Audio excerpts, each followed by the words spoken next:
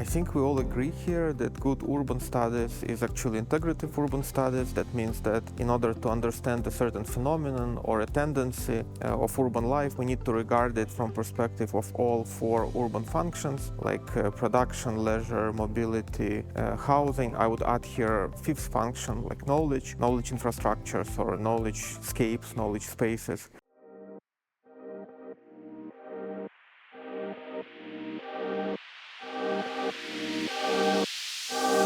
As I already said, the poly-crisis.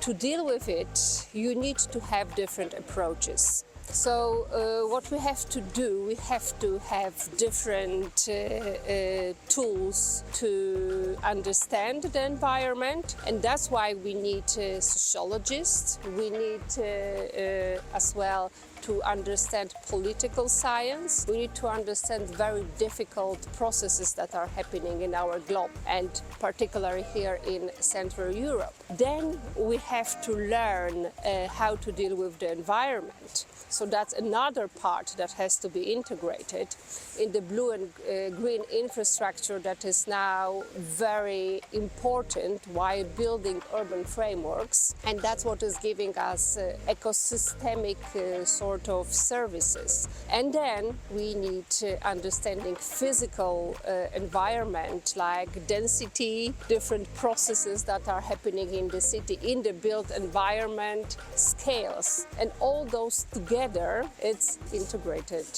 urban planning. So understanding it, design with stakeholders, and come with the solution that is actually flexible enough to incorporate all those processes in the future.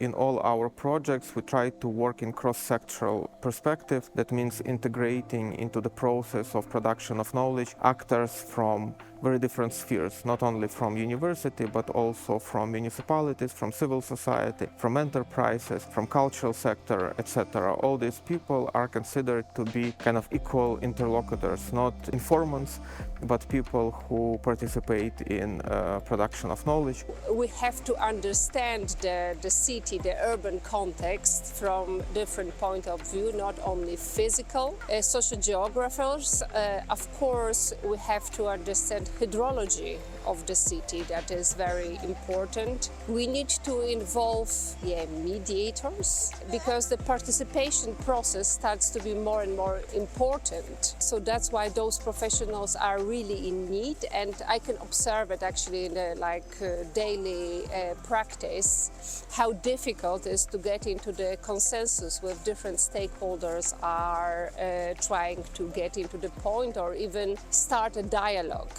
Yeah, of course, we are talking about landscape architects, engineers. So I think there's broad spectrum of professionals that are needed. But what is really necessary, that we do have educated people that can understand and be a middleman between all those professions. So what is needed is different, new approach towards understanding the city and how to design the processes. We prepared and launched a program of the social diagnosis of Wrocław.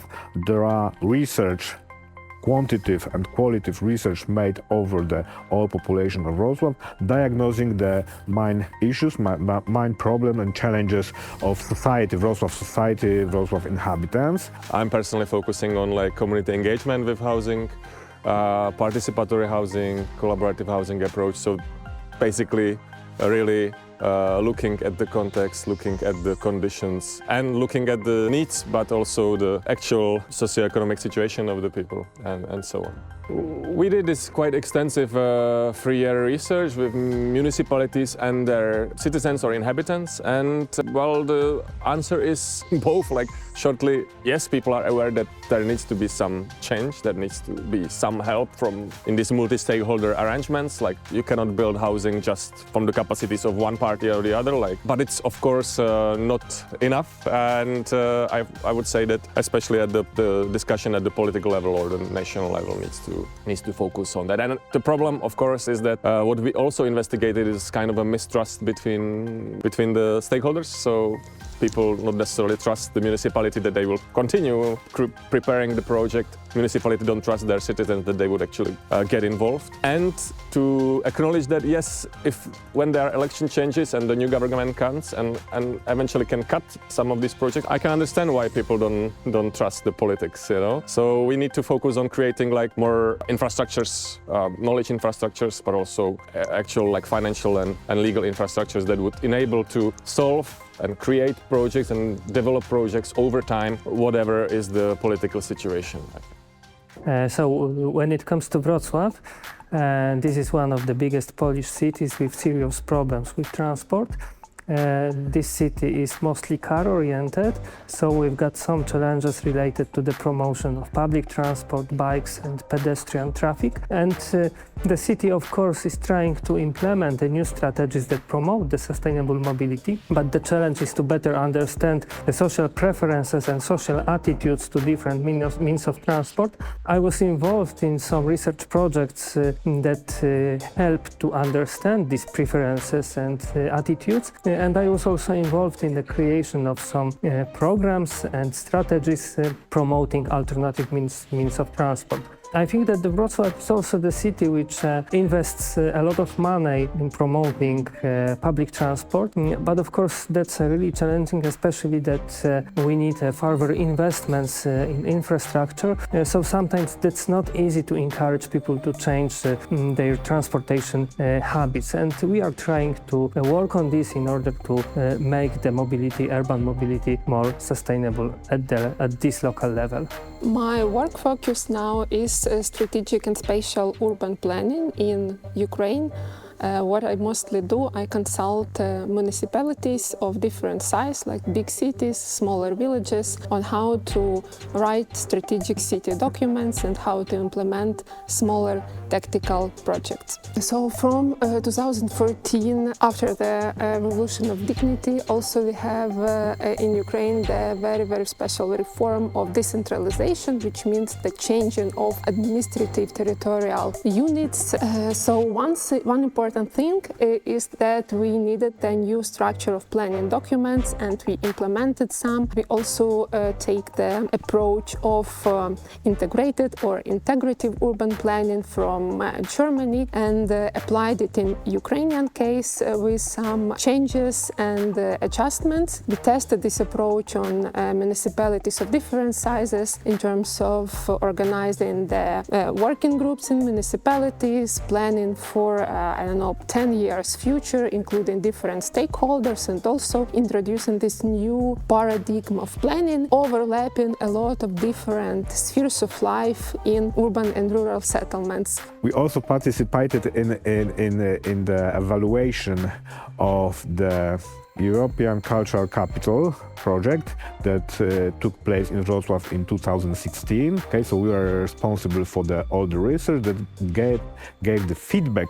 not only to the Wrocław authorities but also to European Union. The scene design actually is the extension of scenography, and its extension not only as a design discipline, but also in shifting the outside of the theater and introducing scene design as a tool to involve different urban communities into creating images of possible. It's actually a tool that's endless in a ways of presenting different utopias, and it's quite quick, can be very kind of quick in showing certain attitudes or disagreement of certain community, and it has also history in, let's say, history of spectacle, in a history of playing with lights and sounds in an urban area, but I think I use it also very connected to the communities, you know. The topic of political education, which I extensively work with, especially with young people, and I understood it as a way of not just informing and advocating for the rights, but more as a political acting, as a way of being in a complex environment such as nowadays cities. Actually, I myself tend to work on phenomena that are not immediately recognized as urban. For example, within my first step, still as a PhD student, I was working on the topic of cities on the borders, and of course, back then, in second half of 2000s, it was rather marginal topic for urban studies. Everyone was focusing on metropolitan areas, on urban growth, so such sites as agglomerations on borders were considered to be something peripheral, something not really attracting much attention. But of course, like after a while, they became much closer to mainstream of urban studies. And for the last 9-10 years, I was working on another site, which can be considered peripheral. This is Visaginas in Lithuania, a satellite town of the shut down Ignalina nuclear power plant. And when I started to work there, it was very much neglected and I would say attracting rather negative than positive attention. That has changed in the process when I was working there, because the way it started to be presented in research and cultural sector projects actually generated a very interesting kind of tension potential, and a lot of people started to kind of be attracted to this as a topic. And as this town is part of the nuclear power plants network in the late USSR, I think it was also a very interesting site to start theorizing energy change, energy transformation, and also relations between cities on one hand and energy sources or energy infrastructures on the other hand. Yeah, at the moment I am working for the municipality of Warsaw on strategic master plan of the city and strategy. Here my background is actually architecture and urban management. I started to be an architect, so I could really manage to see how to build objects, buildings. Later I moved more towards urban planning and then later urban design. ZKU, Center for Arts and Urbanistic in Berlin, is what we like to call hybrid institution that combines the international artistic residency with a community center, but also with a local club, I would say. And it's basically, I see it rather as a platform in which different scholar artists and decision makers also meet and try to look at the urban development through maybe from an artistic perspective, to use artistic research, artistic strategies, to go beyond artistic residency as some kind of mobility program, but to use the artistic residency also as an educational program, and to increase the linkages in between people that are usually kind of disconnected through the multiple marginalization they are facing. So the ZKU is a kind of vivid center for different communities, not just to meet and greet, but to collectively produce very often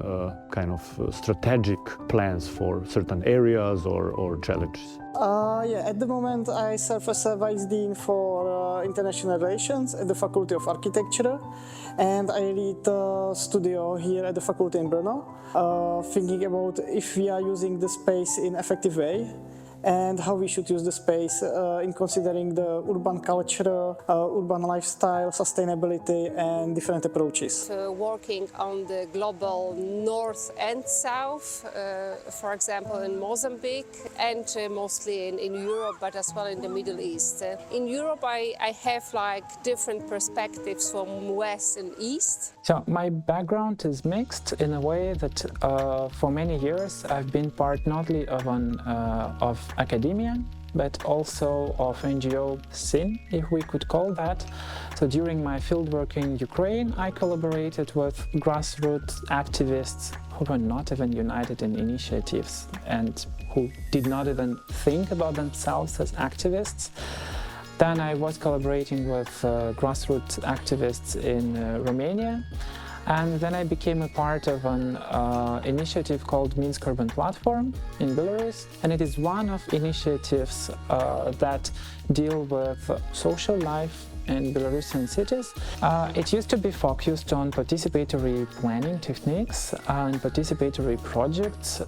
For our focus, Brno is quite a good case because it's interesting city with really colorful alternative culture, I would say, and also the official culture. And Brno is more and more becoming an international city.